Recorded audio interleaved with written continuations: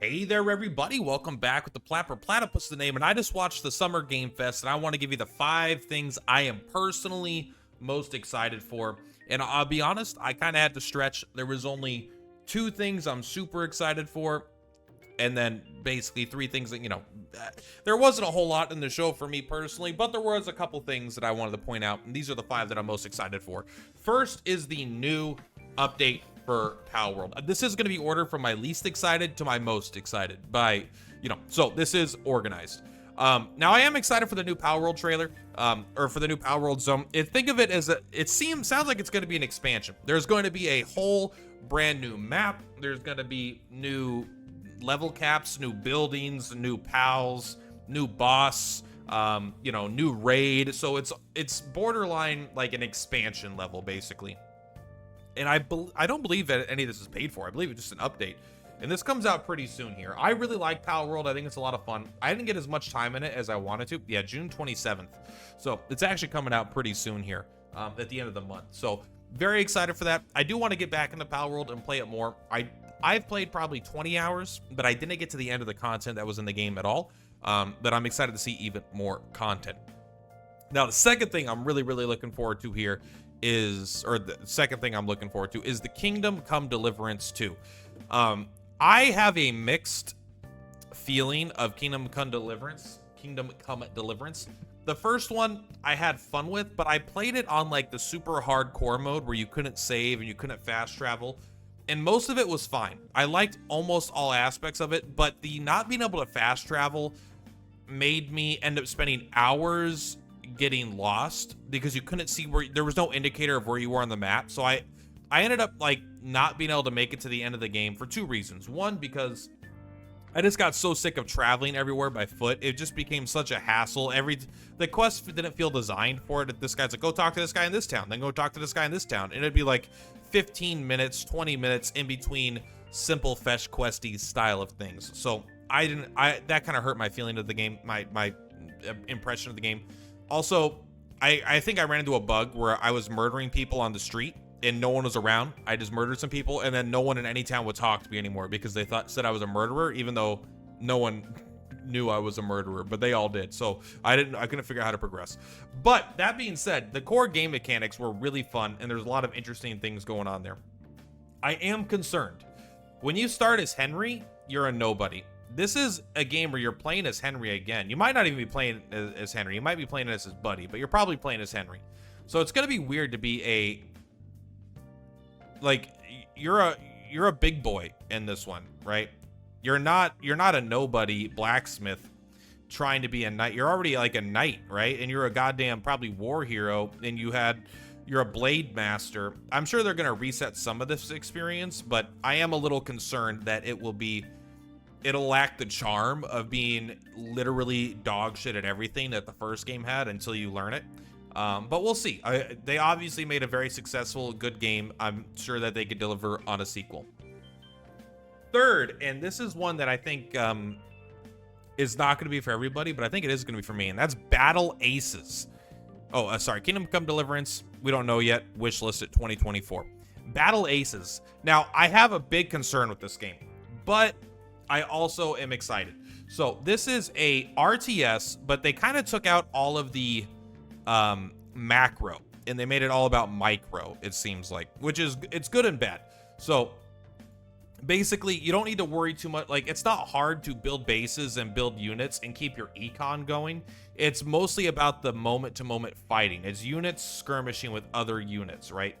Now, there's a few things that I want to highlight. This, you get to make your own deck, right? You get to bring your own units that you want to bring. So you got to kind of decide which units you're going to have. And I believe, according to this trailer here, the fights are 10 minutes long, right? There's a timer. They only last for 10 minutes. And so the fights are going to be over in under 10 minutes. I mean, that's like a Marvel Snap game. That's like quicker than it's probably not as quick as an average Marvel Snap game, but you know what I mean. It's fast, which sounds really fun if you're just trying to get in for some cool combat and trying to do heavy on micro. Now, this screenshot worries me because I feel like I see this. Is it this screenshot? They showed it in the initial trailer, but like there's I'm afraid that this is going to be a freemium game where it's going to be free to play, but then you're going to be able to buy everything. And then it's just, I feel like this isn't going to be like a full price game. This is going to be like a free to play mobile game. And that will instantly make me have no interest in the game forever. However, if this is a computer game where they actually put, you know, it's a one cost thing and maybe they sell skins, whatever, I don't care. But as long as I don't need to like pay to unlock units and things like that, I am in. This is, I want to play an RTS where I don't feel like I'm so behind by decades, just because like AoE 4, I love AoE 4, but fuck, man, they're like, oh, you don't get Castle Age by 5 minutes? What are you doing, scrub?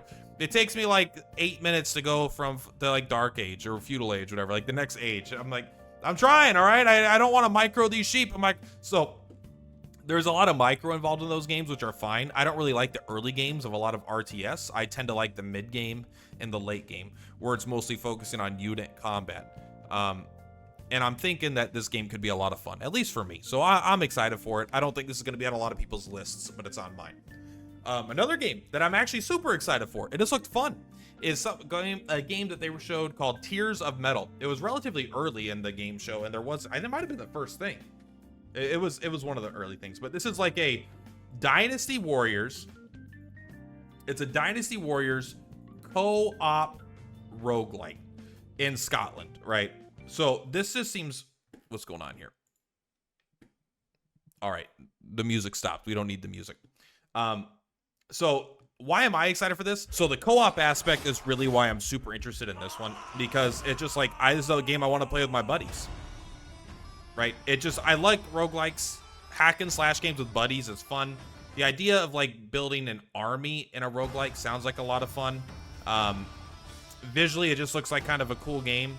I like going through these towns. It's just a game that like, it speaks to me. Like I see that game and I'm like, even if my friend doesn't want to play, I want to play that. That looks like a lot of fun. I like Dynasty Warrior style games that have, like I like those style of games, but it's been a while since I played one. But with like a roguelike element where you're like doing runs and you're getting, you know, you do certain builds, and then you can also even play with your buddies. I mean, that's just my kind of shit. Like, oh, I'm gonna do an archer build. Oh, I'm gonna go with the whatever. I don't even know, but it seems like a game that will be a lot of fun, at least for me.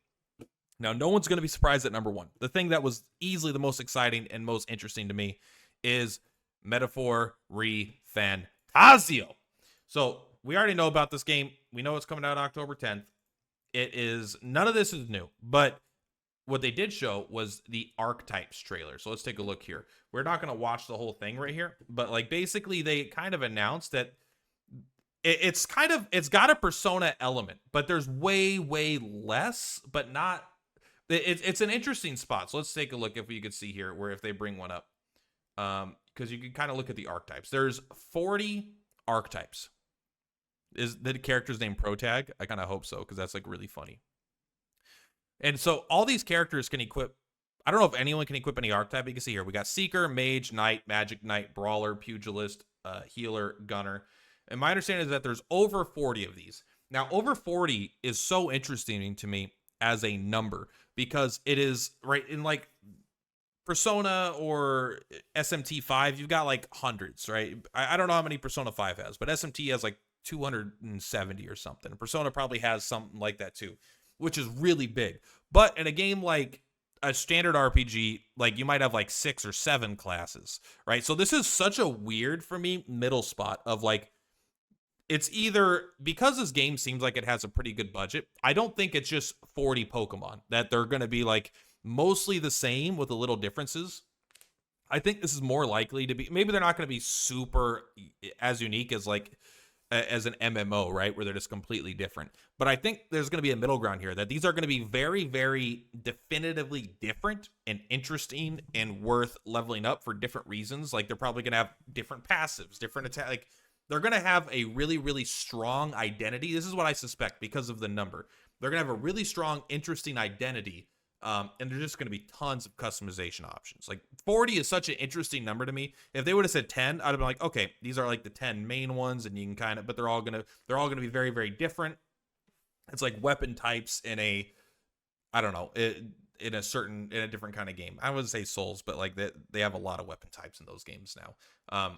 But like when I see like 240 Pokemon. I'm like, yeah, they'll be different, but it's like, really, how different are they? Like, yeah, they have different base stats and they maybe learn some different moves, but these I feel like mechanically will operate pretty darn differently.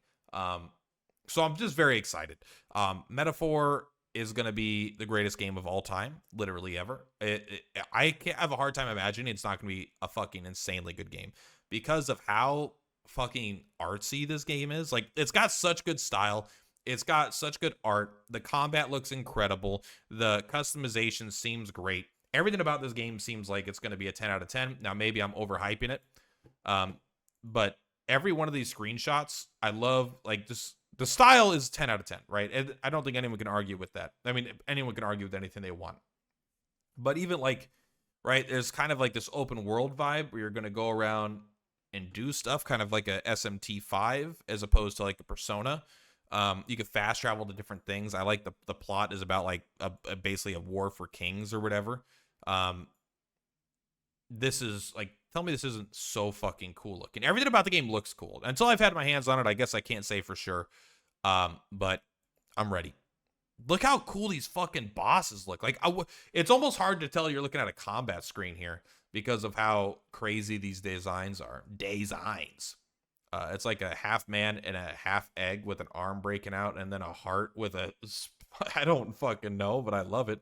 Also, our eyes are all red here, implying to me that there's some sort of maybe like an all-in attack. Yeah, I'm in. This makes it look like an action game, but it's not an action game. You could do like easier fights, like it's got little action game elements, but the primary fights are going to be like this. Like, tell me you look at this and this doesn't look like a 10 out of 10 game. Raise defenses, guard, team up, synthesis, pass, yield turn, archetype, call power, weapons, wield arms, items. I mean, this just looks like a 10 out of 10 game. I can see these crystals up here. I can see that I have all, like, it looks like a tough fight. I'm in.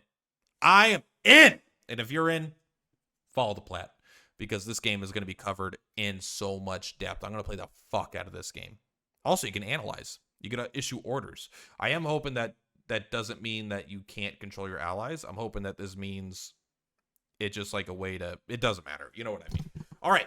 Retry. Turn back the clock. That sounds interesting. Everything about this game looks incredible. I'm excited for the archetypes. This game is going to be incredible.